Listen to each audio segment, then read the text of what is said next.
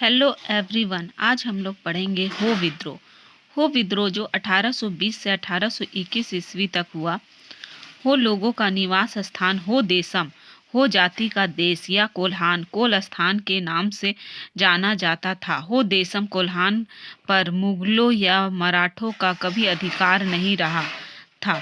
यद्यपि पोरहाट के सी राजाओं का इन पर प्रभाव था, किंतु वे सी वंश के समकक्ष थे, ना कि अधीनस्थ। वे सी राजाओं को कोई नियमित कर नहीं देते थे, केवल समय समय पर कुछ भेंट उपहार दे देते थे। बाह्य नियंत्रण से दीर्घ काल तक मुक्त रहने के फलस्वरूप वे स्वतंत्रता प्रेमी एवं लड़ाकू स्वभाव के हो गए थे। इसी कारण कंपनी काल में ये लड़ाका कोल के नाम से प्रसिद्ध थे। सिंहभूम के राजा के आग्रह पर वर्ष 1820 में पॉलिटेक्निकल एजेंट मेजर रफसेज एक सेना के साथ हो देशम में प्रविष्ट हुआ।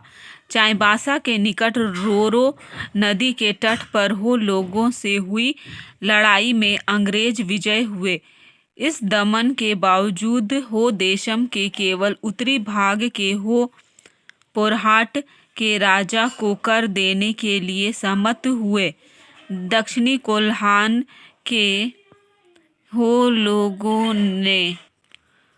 लोगों ने अंग्रेजों का विरोध करना जारी रखा। हो लोगों ने सीमावर्ती राज्यों के इलाकों में उपद्रव मचाना शुरू कर दिया। हो लोगों की इन गतिविधियों के फलस्वरूप पोरहाट राजा को पुनः रफसेज से सहायता की याचना करनी पड़ी।